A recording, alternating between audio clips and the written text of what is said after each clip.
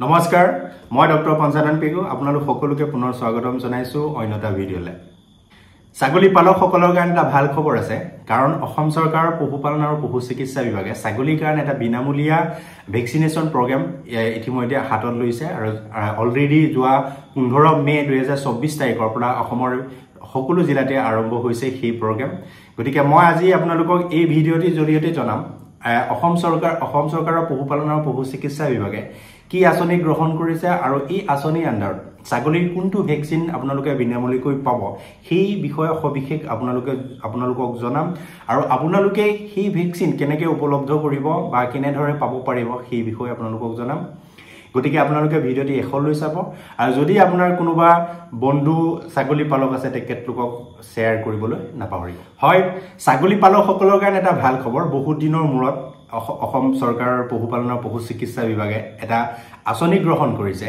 আৰু সেই আঁচনিৰ অধীনত অসমৰ সকলো জিলাতে ছাগলীত বিনামূলীয়াকৈ ভেকচিনেশ্যন কৰা হ'ব গতিকে মই আপোনালোকক আজি এই ভিডিঅ'টিত কম আপোনালোকে কেনেদৰে ভেকচিনেশ্যন পাব আৰু আপোনালোকে ছাগলীত বিনামূলীয়াকৈ দিবলৈ আৰম্ভ কৰা এই কোনটো ভেকচিন আৰু সেই ভেকচিন ছাগলীৰ দেহত দিয়াটো কিয় বা ভেকচিনেশ্যন কৰাটো কিয় অতি দৰকাৰী সেই বিষয়ে আপোনালোকক জনাম আৰু আপোনালোকে কোনটো বয়সৰ পৰা এই ভেকচিন দিব লাগিব আৰু সেই ভেকচিন কেনেকৈ কোনটো এনিমেলক দিব পাৰিব বা প্ৰেগনেণ্ট এনিমেলক আপোনালোকে ভেকচিনেশ্যন কৰিব পাৰিব নে নোৱাৰে বা ডেবিলিটি বা উইক হৈ থকা এনিমেলক ভেকচিনেশ্যন কৰিব পাৰিব নে নোৱাৰে সেই সবিশেষ আপোনালোকক মই আজি এই ভিডিঅ'টিৰ জৰিয়তে জনাম হয় অসম চৰকাৰৰ পশুপালন আৰু পশু চিকিৎসা বিভাগে যোৱা 15 মে 2024 তাৰিখৰ পৰা PPREP অৰ্থাৎ PPR এৰাডিকেশ্যন প্ৰগ্ৰাম বুলি এটা হাতত লোৱা হৈছে আঁচনি আৰু সেই আঁচনিৰ অধীনত অসমৰ সকলো জিলাতে ছাগলীক বিনামূলীয়াকৈ সেই ভেকচিন প্ৰদান কৰা হ'ব প্ৰথমে আপোনালোকক কওঁ PPR মানে কি আৰু বহুতে আপোনালোকে PPR শুনি আছে গতিকে আপোনালোকে কোনোবা হয়তো PPR ভেকচিন আগতে কৰিছে বা আগতে কোনোবা আপোনালোকে নাই কৰা আৰু আপোনালোকক কেতিয়াবা আপোনালোকে শুনিছে চাগে যে ছাগলীজনী মৰিলে কিয় মৰিলে PPR কাৰণে মৰিলে তেখেত আমাৰ ভেটেৰিনেৰী মানুহে আপোনালোকক জনাব পাৰে বা তেনেকুৱা ধৰণৰ কেছ হৈছে যে PPR কাৰণে আপোনালোকে ছাগলীটো মৰিলে কিন্তু কথাটো হ'ল বজাৰত PPR ভেকচিন পাবলৈ নাই আৰু সেই কাৰণে অসম চৰকাৰৰ পশুপালন আৰু পশু চিকিৎসা বিভাগে সেই ভেকচিন বিনামূলীয়াকৈ প্ৰদান কৰিবলৈ আঁচনি গ্ৰহণ কৰিছে PPR ফুল ফৰ্ম হৈছে পেষ্টিডিজ ডেছ পেক্টিছ ৰুমিনেন্স ই এটা অতি ভয়ানক আৰু সংক্ৰমিত ভাইৰাছজনিত ৰোগ ই ছাগলী আৰু ভেড়াত দুয়োটাতে হ'ব পাৰে গতিকে এটা ভাইৰাছজনিত ৰোগ আৰু এটা 100% মৰ্বিডিটি অৰ্থাৎ 100% ছাগলী এই বেমাৰৰ দ্বাৰা এফেক্টেড হ'ব পাৰে আৰু 100% মৰ্টিলিটি অৰ্থাৎ 100% যদি বেমাৰ লাগিছে তেতিয়াহ'লে মৰাটো বা মৃত্যু হোৱাটো নিশ্চিত যদি ভেকচিনেশ্যন কৰোৱা নহয় বা সময়মতে ট্ৰিটমেণ্ট নকৰে কেতিয়াবা সময়মতে ট্ৰিটমেণ্ট কৰাৰ পিছতো সেই বেমাৰ এই ছাগলীটো মানে বচা নাযায় বা মৃত্যু মুখত পৰে গতিকে আমাৰ পশুপালন আৰু পশু চিকিৎসা বিভাগে এইবাৰ সেই বেমাৰটো একদম এৰেডিকেট কৰিবলৈ এটা আঁচনি হাতত গ্ৰহণ কৰিছে আৰু সেই আঁচনিৰ অধীনত বিনামূলীয়াকৈ 1 টকা নোলোৱাকৈ বা ফ্ৰী ভেকচিনেশ্যন যাক কোৱা হয় বিনামূলীয়াকৈ সকলো ছাগলীকে ভেকচিনেশ্যন কৰিব অসমৰ সকলো জিলাতে PPR বেমাৰটো এটা ভাইৰাছৰ কাৰণে হয় যেটো PPR ভাইৰাছৰ কাৰণে হয় পেষ্টিডিজ পেটিছ ৰুমিনেন্স বুলি যাক কোৱা হয় আৰু সেই বেমাৰ সকলো ধৰণৰ ছাগলী আৰু ভেড়াতে এফেক্টেড হ'ব পাৰে বা সেই বেমাৰটো সংক্ৰমিত হ'ব পাৰে এটা এলেকাত যদি সেই বেমাৰ হৈ থাকে গোটেই এৰিয়াটোত সেই বেমাৰৰ দ্বাৰা এফেক্টেড হ'ব পাৰে অৰ্থাৎ অতি সোনকালে এটা ছাগলীৰ পৰা বেমাৰী ছাগলীৰ পৰা এটা সুস্থ ছাগলীলৈ গোটেই এৰিয়াতে বিয়পিব পাৰে গতিকে সেই বেমাৰৰ এগেইনষ্টত বা সেই বেমাৰৰ কাৰণে আমাৰ বহুতো ছাগলী পালক বহুতো লোকচানৰ সন্মুখীন হ'বলগীয়া হয় কাৰণ হঠাৎ মৰি থাকে ছাগলীজনী বা ছাগলীটো গতিকে তাৰ ফলস্বৰূপে আমি ইকনমিকেলি বহুত লোকচানৰ সন্মুখীন হ'বলগীয়া হয় আৰু আগতে এনেকুৱা হৈছিল যে বজাৰত এই ভেকচিন উপলব্ধ নাছিল কিন্তু সেইকাৰণে আমাৰ অসমৰ পশুপালন আৰু পশু চিকিৎসা বিভাগে এই বিনামূলীয়াকৈ ভেকচিনেশ্যনৰ প্ৰগ্ৰাম হাতত লৈছে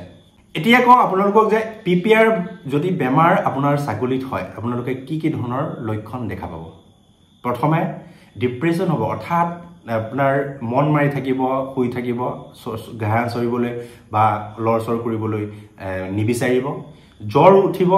আৰু নাকেৰে হেঙুন ওলাই থাকিব আৰু কেতিয়াবা দেখিব যে মুখত আপোনাৰ ঘাঁহ লাগি গৈছে পুৰা গুটি মুখমণ্ডলত দুটাতে আপাৰ বা লোৱাৰ লিপছ দুইটাতে আপোনাৰ দেখিব তাত ঘাঁহ লাগিছে গুটি নিচিনা এটা হৈ গৈছে আৰু লগতে কি হয় আপোনাৰ ৰেসপিৰেশনৰ প্ৰবলেম হয় অৰ্থাৎ উশাহ লোৱাত কষ্ট হ'ব আপোনাৰ নিউমোনিয়া হ'ব যেনেকুৱা লাগিব যেন উশাহ লওঁতে কষ্ট হৈছে তেনেকুৱা হ'ব আৰু লগতে ডায়েৰিয়া হয় খুব ডায়েৰিয়া হয় আৰু এই ডায়েৰিয়া একদম দুৰ্গন্ধ হয় বেয়া গোন্ধায় গতিকে বেয়া গোন্ধায় আৰু এই তেনেকুৱা ধৰণৰ সিম্পটম দেখিলেই আপোনালোকে অনুমান কৰিব পাৰিব যে এইটো ছাগলীজনী আপোনালোকৰ পিপিআৰ হৈছে আৰু লগতে কি হয় সি আল্টিমেটলি এই লক্ষণবোৰ দেখাৰ পিছত মৰি থাকে এই বেমাৰবিলাকৰ কাৰণে যেতিয়া মৰি যায় তেতিয়ালে মানসিকভাৱে ভাগি পৰে বা ছাগলী পালনৰ ক্ষেত্ৰত যি আগ্ৰহ দেখুৱায় সেই আগ্ৰহটো লাহে লাহে কমি যাবলৈ আৰম্ভ কৰে পিপিআৰ ভেকচিনটো আপোনালোকে কেনেকৈ উপলব্ধ কৰিব আপোনালোকৰ ওচৰৰ প্ৰত্যেকখন ডিসপেন্সাৰী আৰু সাব সেন্টাৰ যিখিনি আছে আমাৰ ভেটেৰিনাৰী ডিসপেন্সাৰী সাব সেন্টাৰ আছে তাতে আপোনালোকে খবৰ কৰিব এটা পৰ্যাপ্ত পৰিমাণে ভেকচিনেশন যোগান ধৰা হৈছে আপোনালোকে খবৰ কৰিব আৰু এই প্ৰগ্ৰাম 2 মাহৰ ভিতৰত কমপ্লিট কৰিবলৈ গৈছে গতিকে মে জুন জুলাই 15 তাৰিখলৈ আপোনাৰ এই ভেকচিনেশন হৈ থাকিব কাৰণ আৰু আপুনি গতিকে যিমান পাৰে আপোনালোকে সোনকালে এই ভেকচিনেশন কৰক কাৰণ ৰেইনি সিজনৰ আগে অৰ্থাৎ এতিয়া অলৰেডি সোমাইছে সেই আগে কমপ্লিট কৰিলে তেতিয়া বেছি লাভজনক হ'ব আপোনালোকে কোনবোৰ ছাগলীক এই ভেকচিন দিয়াব পাৰিব তাৰ বিষয়ে আপোনালোকক কওঁ 4 মাহৰ ওপৰত যিখিনি ছাগলী আছে সেইবিলাকক আপোনালোকে এই ভেকচিন কৰাব পাৰে আৰু এবাৰ ভেকচিন কৰিলে 3 বছৰৰ কাৰণে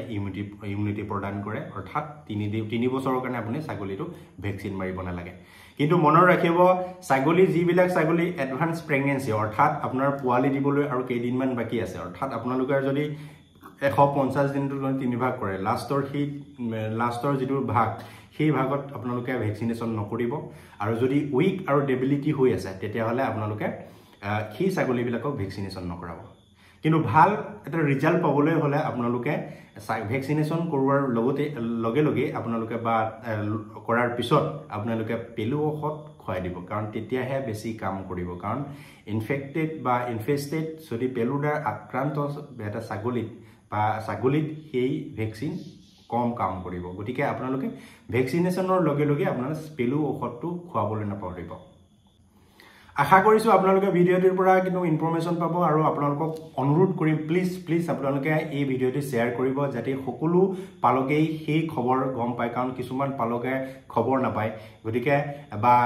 যেতিয়া আমি ভেকচিনেশন কৰিব যাওঁ তেতিয়া কয় যে আমি গমেই নাপালো বা খবৰ নিদিলে তেনেকুৱা ধৰণৰ পায় আৰু সেই কাৰণে আপোনাৰ খবৰ নিদিয়াৰ কাৰণে ছাগলীজনী মেলি দিয়ে আৰু সেই ছাগলীবিলাক ভেকচিন কৰিবলৈ থাকি যায় যেহেতু আপোনালোকক কৈছো পিপিআৰ ভেকচিনটো অতি ইম্পৰ্টেন্ট আৰু ভাইৰাছজনিত বহুত সংক্ৰমিত ৰোগ হয় আৰু অতি সোনকালে স্প্ৰেড হৈ যায় গতিকে মৰ্টেলিটিও বহুত বেছি হৈ থাকে গতিকে আপোনালোকে যদি গম পাইছে বা এই ভিডিঅ'টো চাইছে আপোনালোকক অনুৰোধ কৰিম প্লিজ আপোনালোকে ভিডিঅ'টো সকলো পালকসকলৰ মাজত শ্বেয়াৰ কৰিব আৰু আপোনালোকে অতি সোনকালে যোগাযোগ কৰি আপোনাৰ ছাগলীটো আপোনাৰ ভেকচিনেশনৰ ব্যৱস্থা কৰক ভেকচিনেশন দিয়াৰ ব্যৱস্থা কৰক আৰু আপোনাৰ ছাগলীটোক পিপিআৰৰ পৰা বচাবলৈ ব্যৱস্থা গ্ৰহণ কৰক ধন্যবাদ